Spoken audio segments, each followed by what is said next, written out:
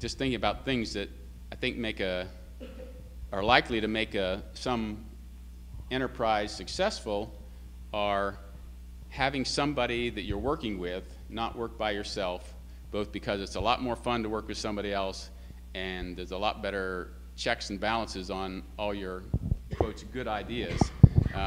So I think that's one very useful thing. And when we started out with Raven Rocks, the group of us generated a tremendous amount of energy and excitement over what we were doing. It was infectious, and I felt really privileged to be part of a group that was so focused. And I think that's unusual to have a group that was so focused, and I give Warren, who was a teacher here many years ago, credit for that, for having the focus. But regardless of what you're doing, I think having a partner or more than one partner is very useful. I also feel very strongly that you're going to have one or more persons who are willing to go beyond 9 to 5, because it's going to take somebody who's willing to get up in the middle of the night if they have to, or work it extra longer. I mean, different businesses have different requirements, but you're going to have somebody who's going to stick with it and not say, well, I put in my 2 cents, I'm done for today, or it's not going to go. That's clear. I also think that unless you really enjoy doing it, and I think to a large extent, I'm speaking for myself now, and I don't know if this applies to everybody else, but I think a service element is very important. If you're going to do business, no matter what it is, even the concrete business, I mean, if you feel like, we felt like we were rebuilding trust in the community by delivering a good product and giving above and beyond in service, and I think that's an important element in whatever you do. I think if you don't get that is a two-way street, and it gives you feedback and it keeps you going. If money is your object in the business, I think the chances of success are not very good. If that's the main object, the only object, I think success is not very likely. I don't think I know. I think a business associated with Olney could be very useful in probably lots of the ways you've thought about, whether it's, students who could get involved in it, and there are so many aspects of something like that they could get involved in. They could be involved little or a lot as they're just figuring out what their interests are, and that would be useful, I think. And one of the other questions about whether entrepreneurial spirit can be taught, I really don't have a question to that. Answer to that. I'm guessing it's difficult.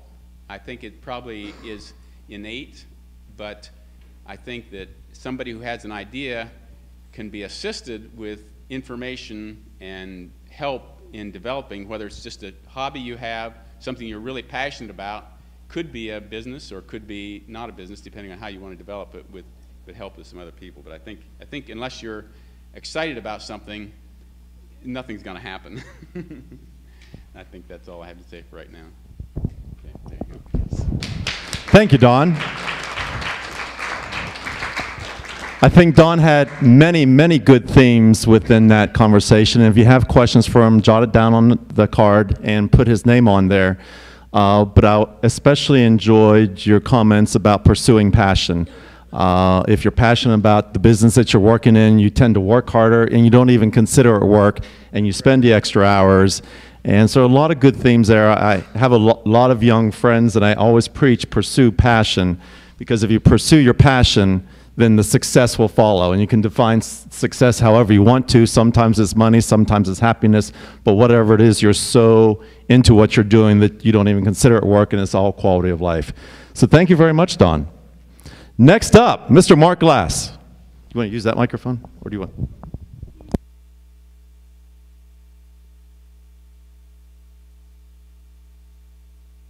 I will stay seated just because I'm reading this, and I can't stand and read it from that far away. And mine is pretty much a straight rhapsody on entrepreneurship. I'm not going to speak about myself in particular, but more just what I think about it as an idea, or as maybe even as a system of thought. What is entrepreneurship? I would define it as the willingness to take the risk to succeed on one's own, the desire to work for yourself and triumph or fail on your own terms. It seems self-centered, yet the after effects of successful entrepreneurship can be the creation of jobs, products, wealth, and dissemination of capital throughout a society. And hardly last, I think, it encourages others to go it alone, to help create a vibrant, active, and expansive culture, the opposite of a moribund or supine, centralized state. Now, this sounds like it's all about money, vulgar, and what they call venal materialism. I think, though, there is another element to entrepreneurism. It is not, to me, solely capitalistic. And I don't even think it's particularly modern. I think it can be used for other things than business, and properly, I think it should be used for other things than business. I'll take an extreme example, and I'll say that the travels of Paul, Barnabas, and the early church fathers are considered models of success. In fact, probably history-changing success, maybe the most important group of men who've ever traveled in the world. Their discipline, determination, modes of organizations, and perseverance could not be surpassed by the most profit-driven corporation of today. Now, with that in mind, can entrepreneurship be taught? The nuts and bolts, the ledgers, balance sheets, P's and L's, all that sort of stuff, of course, it's taught in schools every day. Now, I have to admit, I don't understand a word of it. My wife handles all that. I literally haven't passed a math class since 7th grade. But more than just book learning, like this fellow said, it has to be inner-driven. It has to be an integral part of a person's dreams, or like he said, your passion. It's up to you to make this happen. I think it can be encouraged, but it could never be forced. It can be advocated, but it could never be mandated. It does not spring, as they used to say, fully armed out of Zeus's forehead. Should entrepreneurship be taught at Olney Friends School? Yes, obviously it should be. I think it needs to be. For one thing, you'll have a successful and generous alumni, but also it will inculcate your graduates with the desire to practice their theory, to test their beliefs in the marketplace, to have a dream and follow it, the same idea of passion, to not be afraid of success, or even worse to me, to belittle success. The thought of today, this anti-wealth, anti-profit, anti-individual speech and writings of way too many people is absolutely murderous to a vibrant, optimistic, and philanthropic society. You cannot give if you don't have something to give. So I say celebrate entrepreneurship, celebrate it, encourage it, and teach it. Thank you.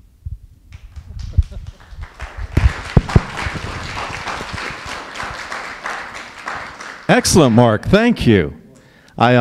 Many years ago, when I was getting my master's, I took a class on entrepreneurship and learned one thing. First of all, I am not an entrepreneur, but secondly, I learned a lot about what they do believe, how they feel, how they live their life, and I think you captured it very well. And I liked your introduction, giving us the title, the definition, I should say, of being a type of person that's willing to take the risk to succeed on their own.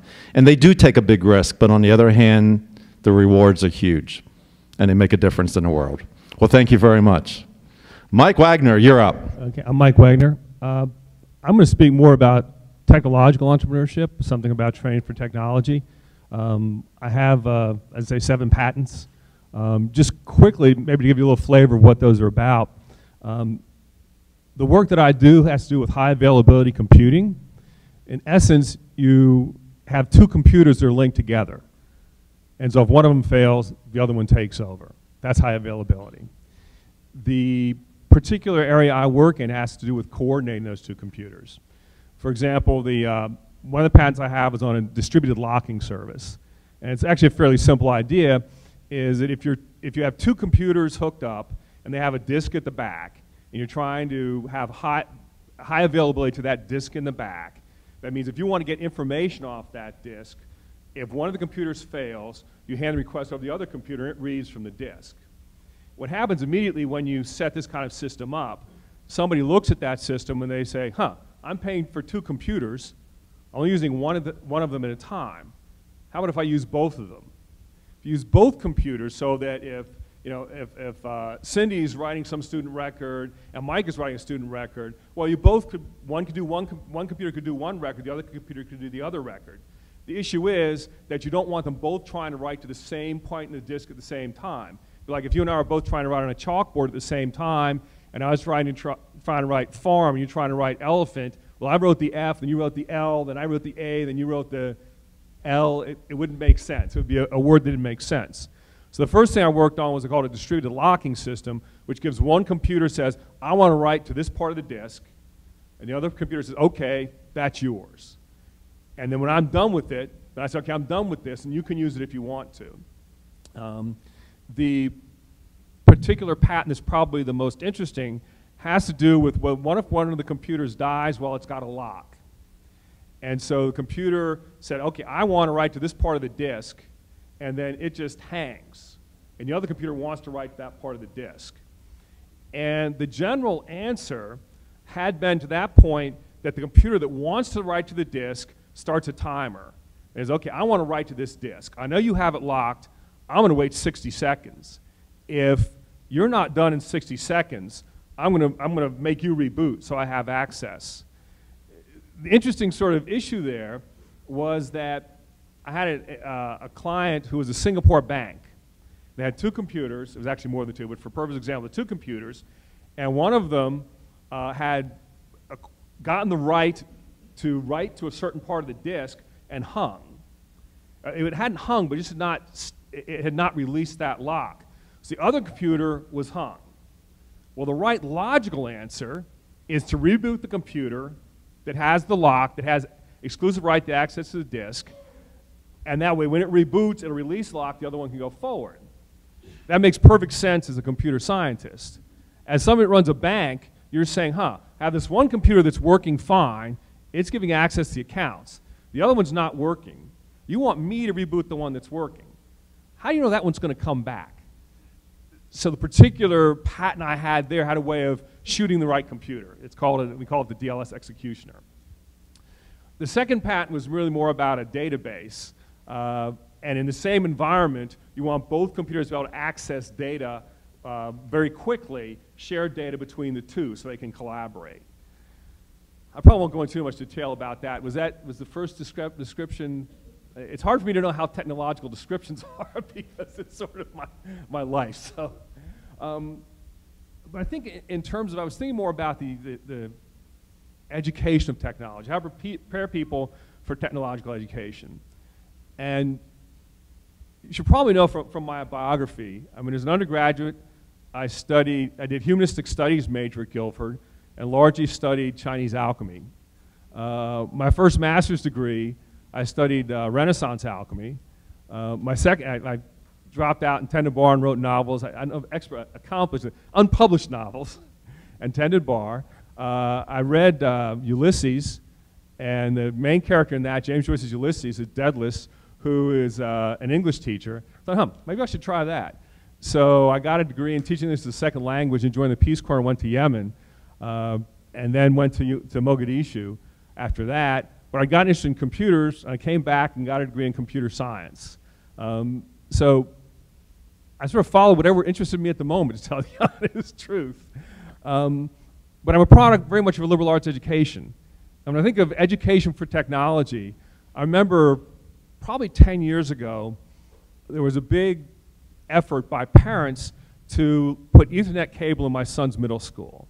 We went there on Saturday, we're stringing the Ethernet cable, drilling holes and all that. And I kept thinking, teach your children well. That's what you need for education, for technology. The Jesuits who taught me, I went to a Georgetown Prep in Washington, D.C. I never saw a computer. I never used a computer until I was 30-something. But what they taught me prepared me pretty well for technological expertise. And I think that the first element of that, I think, is learn to think clearly, learn to think logically. Logic is to my mind, one set of tools you need to have in your bag. Most of what I do is sit and solve hard logical problems. It's something that may not be obvious to people who have not worked in software, is that most of the time I'm working on software, it's broken. Once all the bugs are fixed, we ship it, right? So most of the time, so 95% I write the software, there's some bug in it, I have to fix it. Once I get them all fixed, I never see the program again. You know, once the customer starts using it, we hope they don't see any bugs in it. But that really involves just lots of logical reasoning. If the software worked the way I thought it worked, it wouldn't have a bug. So something that I think is working isn't working, and it's logically working my way backwards from what the bug is to determine it. And for me, that's logic and clear thinking. And they often associate it with mathematics. I'm not sure that's the case. I think that there's logical and clear thinking in philosophy and a lot of other areas. But I think being able to understand an argument, a logical argument, whether or not you agree with it, and see its weaknesses and strengths. When I read some code and I have to find a bug, I think, huh, okay,